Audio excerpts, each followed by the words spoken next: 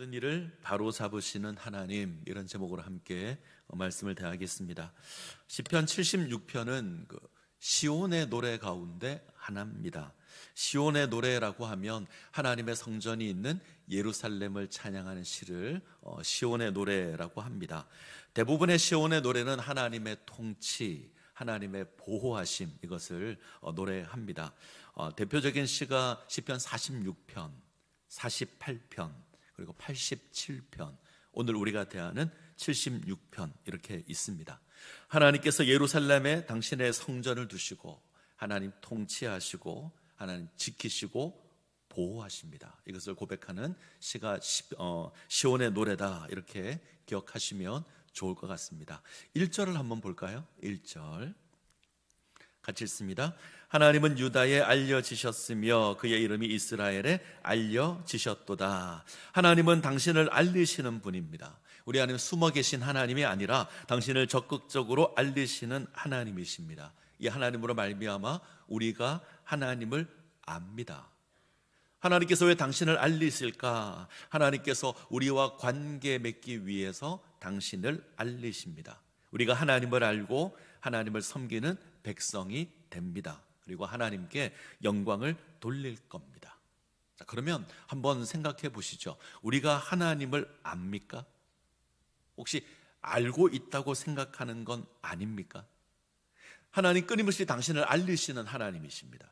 우리가 그 하나님을 알아야 하고 그 하나님을 예배해야 되며 하나님께 영광 돌려야 합니다. 기독교 신앙을 한마디로 정리하면 하나님을 아는 겁니다.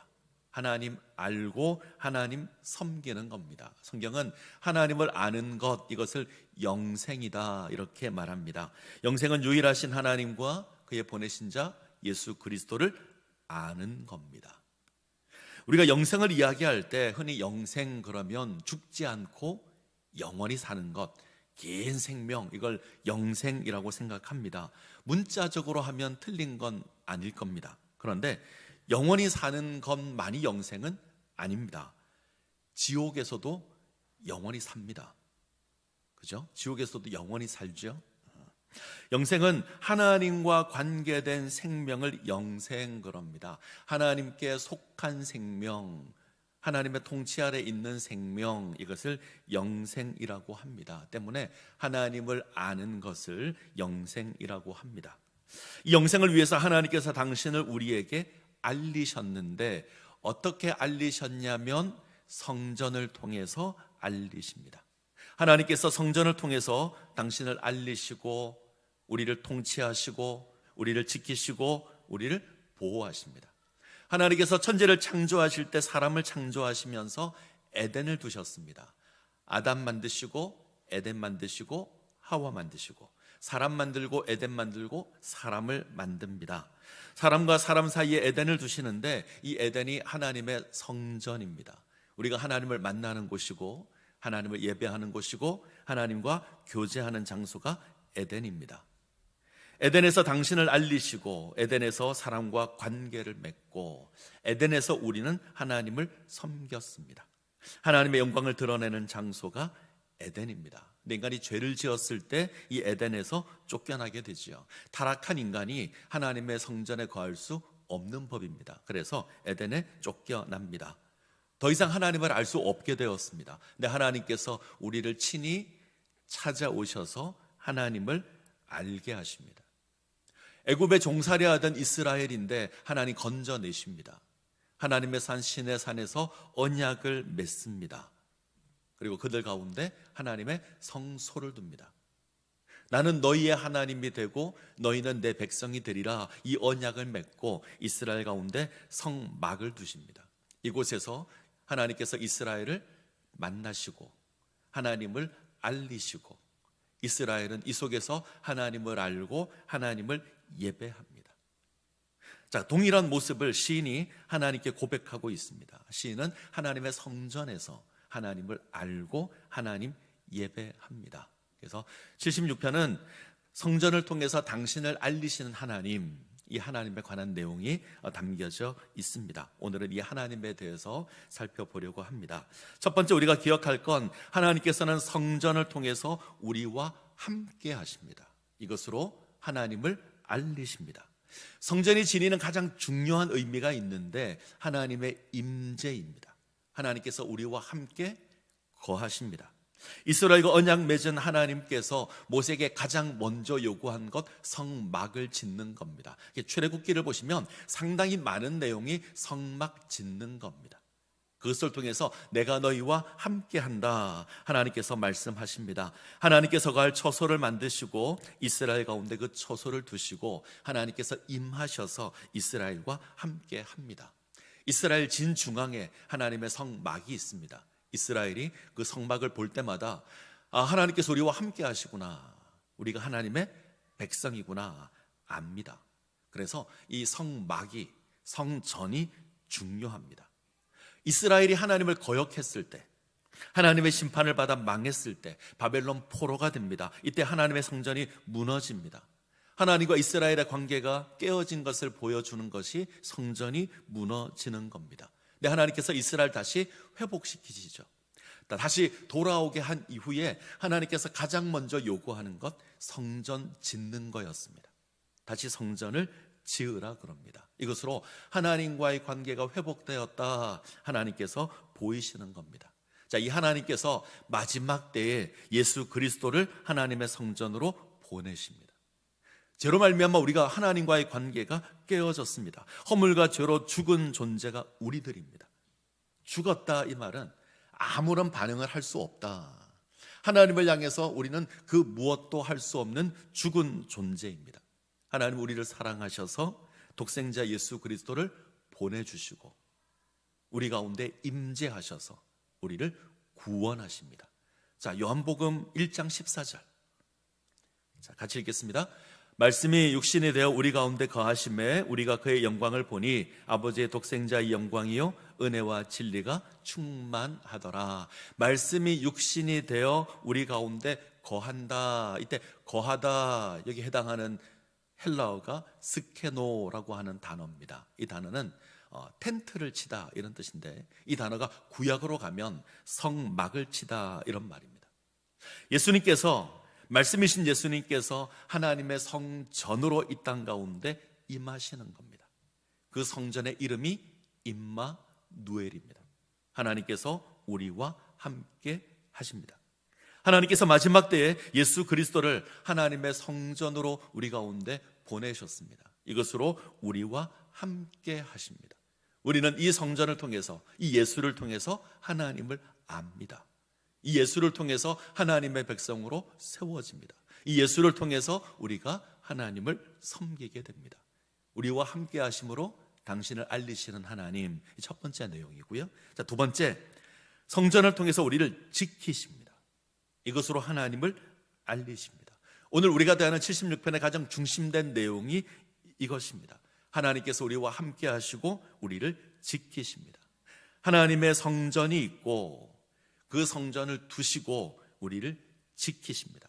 이것으로 알리시죠. 자, 3절, 76편 3절 같이 읽습니다. 거기에서 그가 화살과 방패와 칼과 전쟁을 없이 하셨도다. 하나님의 성전이 있는 예루살렘에서 모든 무기는 소용없을 겁니다. 하나님께서 지키시면 원수의 무기가 소용없을 겁니다. 역사를 보면 예루살렘은 끊임없이 침공을 당합니다. 끊임없이 적들이 일어나고 예루살렘을 위협합니다. 근데 하나님께서 이기게 하십니다. 화살, 방패, 칼, 전쟁 없게 하십니다. 하나님께서 원수를 이기십니다. 우리가 지도를 펴놓고 이스라엘 땅을 딱 보면 굉장히 중요한 위치에 이스라엘이 있다는 거 알 겁니다. 아프리카 대륙과 아시아 대륙과 유럽 대륙의 딱 중앙에 이스라엘이 있습니다. 그래서 역사를 보면 고대에서 제국이 일어나면, 그래서 나라를 확장시키면서 다른 대륙으로 넘어갈 때 반드시 지나야 하는 게 이스라엘입니다. 이 말은 전쟁이 정말 많았다. 학자들은 40년마다 이스라엘에 큰 전쟁이 있었다. 끊임없이 원수의 공격을 당합니다. 상대는 늘 세상을 호령했던 제국들입니다. 근데 하나님께서 이기게 하십니다. 하나님 지키십니다. 지금 시인은 이 하나님 고백합니다. 자, 5절과 6절을 한번 보죠. 5절 6절 같이 읽습니다. 마음이 강한 자도 가진 것을 빼앗기고 잠에 빠질 것이며 장사들도 모두 그들에게 도움을 줄 손을 만날 수 없도다. 야곱의 하나님이여 주께서 꾸짖으심에 병고와 말이 다 깊이 잠들었나이다. 마음이 강한 탁월한 용사도 예루살렘 정복할 수 없습니다. 도리어 가진 것 빼앗길 겁니다. 하나님이 꾸짖으시면 모든 것이 잠들 겁니다. 잠든다 이 말은 멸망당한다 이런 말입니다. 하나님 말씀하시면 모든 것이 무너질 겁니다. 자, 다른 시온의 노래를 한번 보죠. 46편을 보면 이 하나님의 도우심이 조금 더 선명한데, 자, 2절 3절을 볼까요? 46편 2절 3절 같이 읽습니다. 그러므로 땅이 변하든지 산이 흔들려 바다 가운데 빠지든지 바닷물이 솟아나고 뛰놀든지 그것이 넘침으로 산이 흔들릴지라도 우리는 두려워하지 아니하리로다. 고대에서 가장 안전한 것이 땅입니다. 그리고 산입니다. 다른 거 다 변해도 변하지 않는 게 땅이며 산입니다. 특별히 반석 이러면 절대 변하지 않는다 이런 의미가 있습니다. 근데 46편을 보면 땅이 흔들립니다. 산이 흔들립니다. 바다가 일어나서 땅을 흔들고 산을 흔듭니다. 이 바다가 넘쳐서 산을 덮치는 상황이 주어집니다. 절대절명의 위기일 겁니다. 바다가 땅을 흔들고 바다가 산을 흔들고 바다가 이 모든 것 삼키고 있습니다. 근데 시인이 흔들리지 않는 것이 있다 고백합니다. 뭐가 흔들리지 않냐면, 자, 46편 5절을 볼까요? 같이 읽습니다. 하나님이 그 성중에 계심에 성이 흔들리지 아니할 것이라. 새벽에 하나님이 도우시리로다. 하나님께서 함께 하시는 성은 흔들리지 않습니다. 아무리 큰 바다가 넘쳐 흐른다고 해도 그 바다가 땅을 흔들고 그 바다가 산을 흔들고 그 바다가 모든 것을 삼킨다고 해도 하나님이 함께 하시는 성은 흔들리지 않을 겁니다. 하나님이 함께 하시면 아무런 문제가 없을 겁니다. 하나님이 우리와 함께 하시면 무서운 바다도 우리를 무너뜨릴 수 없습니다. 그래서 시인이 고백하는 게 있습니다. 46편 1절 같이 읽습니다. 하나님은 우리의 피난처시요 힘이시니 환난 중에 만날 큰 도움이시라. 하나님 우리의 피난처가 되십니다. 하나님 우리의 힘이 되시고 큰 환난 가운데 우리를 지키시는 도움이 되십니다. 이걸 76편으로 그대로 가지고 오면 하나님께서 당신의 성전을 예루살렘에 두시고 예루살렘을 지키십니다. 예루살렘의 피난처가 되시고 예루살렘의 힘이 되시고 큰 환난이 임할 때 예루살렘을 돕는 도움이 되십니다. 이것으로 하나님을 알리시는 겁니다. 내가 너희의 하나님이다. 내가 너희를 구원할 것이다. 우리가 살아가는 인생에 어려움이 있을 겁니다. 마치 바다가 우리를 삼키는 것 같은 어려움이 있습니다. 바다가 땅을 흔들 수 있고 바다가 산을 흔들 수 있습니다. 바다가 모든 것을 삼키는 것 같은 고난이 우리 가운데 있을 겁니다. 근데 하나님 우리를 지키실 겁니다. 하나님이 우리와 함께 하시면 우리가 안전합니다. 요동하지 않을 겁니다. 이 은혜를 누리시기를 간절히 소원합니다. 자, 9절을 한번 보죠. 시편 76편 9절. 9절 같이 읽습니다. 곧 하나님이 땅의 모든 온유한 자를 구원하시려고 심판하러 일어나신 때로다. 시는 하나님께서 온유한 자를 구원하시러 일어나신다 이렇게 고백합니다. 자, 온유한 자. 우리는 온유 그러면 성품이 부드러운 자 이렇게 생각하는데 성경이 이야기하는 온유는 조금 다릅니다. 고난이 임할 때, 어려움이 임할 때 그 고난 가운데 하나님을 바라보는 자, 하나님의 구원을 소망하고 잠잠히 기다리는 자, 이 자가 온유한 자입니다. 바다가 넘쳐서 땅을 흔들고 산을 흔들고 마치 땅을 삼키는 것 같은 그 상황에서도 하나님을 바라보고 잠잠히 기다리는 자가 온유한 자입니다. 하나님께서 이 온유한 자를 구원하기 위해서 일어나실 겁니다. 우리를 위협하는 바다를 심판할 겁니다. 우리를 구원하실 겁니다. 자, 유진 피터슨이 이 구절을 메시지 성경에서 어떻게 번역하냐면 자막을 한번 볼까요? 제가 읽겠습니다. 하나님이 우뚝 서서 모든 일을 바로 잡으시니 이 세상에 가련한 자들이 모두 구원을 받습니다. 다시요. 하나님이 우뚝 서서 모든 일을 바로 잡으시니 이 세상에 가련한 자들이 모두 구원을 받습니다. 하나님 우뚝 서서 발음이 힘드네요. 하나님 우뚝 서서 잘못된 모든 것들을 바로 잡을 겁니다.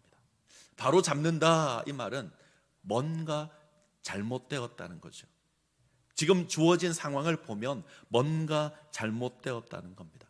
우리가 살아가는 세상을 보면 뭔가 왜곡된 것 같습니다. 뭔가 우리의 기대와 다릅니다. 우리가 앞서 살펴본 아삽의 시들을 본다면 뭔가 세상에 우리가 이해할 수 없는 일들이 있습니다. 바다를 예로 들어 볼까요? 하나님께서 하늘과 바다의 경계를 정하셨습니다. 하나님께서 땅과 바다의 경계를 정하셨습니다. 그런데 이 바다가 때때로 경계를 침범할 때가 있습니다. 이 바다가 땅의 경계를 넘어와서 우리를 위협할 때가 있습니다. 심지어 이 바다가 하늘을 대적할 때도 있습니다. 우리의 삶을 보면 악인이 형통하고 의인이 고난을 당합니다. 이게 시편 73편이었고요. 하나님의 성전이 파괴되고 하나님을 예배할 수 없는 그 어떤, 하나님을 예배하는 그 어떤 표적도 찾을 수 없을 때가 있습니다. 이게 시편 74편입니다. 우리가 기대할 수 없는, 우리가 이해할 수 없는 그런 상황이 우리 가운데 있습니다. 뭔가 왜곡된 상황이 있습니다. 우리는 덮쳐오는 거대한 바다의 풍랑 속에서 하나님의 도우심을 확인할 수 없을 때가 있고, 때로는 하나님이 나를 버린 것 같은 그런 마음이 들 때도 있습니다. 어쩌면 우리는 그 모습 앞에서 우리 자신이 한없이 초라하다는 걸 느낄 겁니다. 근데 그때 하나님께서 그 가련한 인생을 위해서 일어나실 겁니다. 잘못된 것, 왜곡된 것 바로 잡으실 겁니다. 그것으로 하나님을 알리실 겁니다. 그래서 오늘 설교의 제목이 모든 일을 바로 잡으시는 하나님이십니다. 우리 하나님 일어나셔서 잘못된 모든 것들을 바로 잡을 겁니다. 우리가 볼 때 뭔가 이상하고, 우리가 볼 때 뭔가 문제가 있고, 우리가 볼 때 뭔가 왜곡되어 있는 것, 하나님이 일어나셔서 바로 잡으실 겁니다. 그것으로 하나님의 살아계심을 보이실 겁니다. 이 사실을 믿으십니까?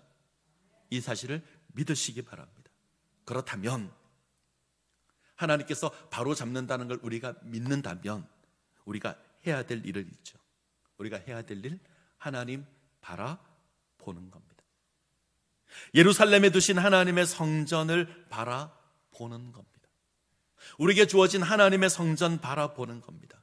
그것을 통해서 하나님께서 우리와 함께 하신다 알아야 하고, 하나님께서 우리를 지키신다 우리가 알아야 합니다. 가련한 우리를 도우시고 왜곡된 것 바로 잡으신다 우리가 알아야 합니다. 시온의 노래 가운데 시편 48편이 있는데 동일하게 하나님의 지키심을 고백하는 그런 시입니다. 자, 48편 9절을 한번 볼까요? 9절, 48편 9절 같이 읽겠습니다. 하나님이여, 우리가 주의 전 가운데에서 주의 인자하심을 생각하였나이다. 우리가 하나님을 바라본다 표현을 조금 바꾸겠습니다. 하나님의 전을 바라보며 하나님의 인자하심을 생각하는 겁니다. 하나님의 성전에서 하나님의 인자하심 생각하는 겁니다. 우리가 하나님 바라보면 하나님 알 수 있습니다. 하나님의 인자하심 알 수 있습니다. 우리가 결코 잊지 말아야 될 단어가 인자입니다. 하나님의 인자, 하나님의 사랑, 원어로 헤세드라고 하죠. 우리를 향한 변함이 없는 하나님의 사랑. 우리를 향한 하나님의 사랑이 변함이 없습니다. 우리가 하나님의 성전을 바라보면 이거 확인할 수 있습니다. 우리를 향한 하나님의 사랑이 변함이 없다 확인할 수 있습니다. 내게 주어진 상황이 위태로울지라도, 내게 주어진 상황이 뭔가 문제가 있을지라도 우리가 성전을 바라보면 하나님의 사랑이 변함이 없다 알 수 있습니다. 저는 우리 교회가 이런 모습 가운데 세워질 수 있기를 소원합니다. 신학적으로 보면 교회 건물은 하나님의 성전이 아닙니다. 그러나 믿음의 공동체로서 교회는, 믿는 사람들의 모임인 공동체로서 교회는 하나님의 성전이 맞습니다. 예수 그리스도로 말미암아 세워지는 공동체는 하나님의 성전입니다. 저는 우리 창신 제1교회를 바라보면 하나님의 인자하심이 확인되기를 소원합니다. 때때로 왜곡되는 일이 있고, 때로 어려운 일이 있고, 때로 우리가 탄식하는 그런 일이 있을지라도 우리가 교회를 생각하면 하나님의 인자하심이 확인될 겁니다. 하나님 살아계시고 우리를 지키시고 우리와 함께 하신다, 우리가 알 겁니다. 이 은혜를 누리시기를 간절히 소원합니다. 자, 48편 12절 13절 볼까요? 48편 12절 13절 같이 읽습니다. 너희는 시온을 돌면서 그곳을 둘러보고 그 망대들을 세어보라. 그의 성벽을 자세히 보고 그의 궁전을 살펴서 후대에 전하라. 예루살렘 성을 자세히 보라는 겁니다. 망대도 살펴보고 성벽도 살펴보라는 겁니다. 왜 지켜보라는 거죠? 하나님께서 너희와 함께 하시고 너희를 지키신다는 것, 망대를 보고 성벽을 보고 알라는 겁니다. 여러분들이 창신 제1교회를 바라보면서 지난 50년이 넘는 그 역사를 바라보면서 하나님 어떻게 우리를 지키셨는지, 우리를 어떻게 세우셨는지 확인하라는 겁니다. 망대가 웅장했을까요? 아닐 겁니다. 성벽이 화려했을까요? 아닙니다. 그러면 견고했을까요? 그것도 아닙니다. 그런데 예루살렘이 존재합니다. 어쩌면 우리의 모습은 나약하고, 어쩌면 우리의 모습은 연약하고, 어쩌면 초라하지만 창신 제1교회는 서 있습니다. 이유가 뭐죠? 하나님께서 지키셨기 때문에, 하나님께서 붙드셨기 때문에, 하나님께서 망대가 되시고 하나님 성벽이 되어 주셔서, 그래서 우리가 존재합니다. 우리가 하나님의 성전을 바라보면서, 우리가 교회를 바라보면서 확인하셔야 합니다. 아, 하나님께서 우리와 함께 하시구나. 하나님 우리의 망대가 되어주시구나. 하나님 우리의 성벽이 되어주시구나. 하나님 우리를 지켜주시는구나. 그러면 이렇게 고백할 수 있습니다. 48편 14절 같이 읽습니다. 이 하나님은 영원히 우리의 하나님이시니 그가 우리를 죽을 때까지 인도하시리로다. 아멘. 하나님 영원히 우리 하나님이십니다. 우리가 죽을 때까지, 끝까지 우리와 함께 하시고 인도하실 겁니다. 이 말씀은 우리 가운데 성전을 두신 하나님의 그 모습입니다. 하나님 우리 가운데 우리의 하나님이 되셔서 우리 가운데 임재하시고 우리와 함께 하시고 우리의 망대가 되시고 우리의 성벽이 되셔서 영원히 우리를 지키실 겁니다. 그리고 하나님 당신을 알리실 겁니다. 우리는 그 하나님을 통해서 하나님 예배하며 하나님 섬기는 겁니다. 자, 이런 모습을 바울은 이렇게 고백했습니다. 자, 로마서 12, 자, 시편 76편부터 보죠. 76편 11절. 76편 11절 같이 읽습니다. 너희는 여호와 너희 하나님께 서원하고 갚으라. 사방에 있는 모든 사람도 마땅히 경외할 이에게 예물을 드릴지로다. 우리가 지내야 될 삶의 자세가 있습니다. 여호와 너희 하나님께 서원하고 갚으라. 서원한다, 서원을 갚는다, 이 말을 다르게 표현하면 우리 삶을 하나님께 드린다, 이런 말입니다. 하나님 우리를 택하셨습니다. 우리 가운데 성전 두셨고 우리와 함께 하시고 우리를 지키십니다. 우리의 망대가 되시고 우리의 성벽이 되셔서 우리를 지키십니다.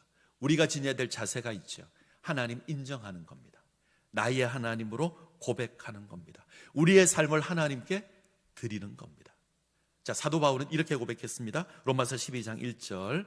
그러므로 형제들아, 내가 하나님의 모든 자비하심으로 너희를 권하노니 너희 몸을 하나님이 기뻐하시는 거룩한 산 제물로 드리라. 이는 너희가 드릴 영적 예배니라. 우리의 삶을 하나님께 드리는 겁니다. 하나님을 인정하고 우리 삶을 하나님께 내어 드리는 겁니다. 하나님을 섬기는 삶을 사는 겁니다. 우리를 향한 변함없는 하나님의 인자하심, 그 하나님의 사랑을 기억하고 우리 삶을 하나님 앞에 드리는 겁니다. 이 모습 가운데 세워지시기를 간절히 소원합니다.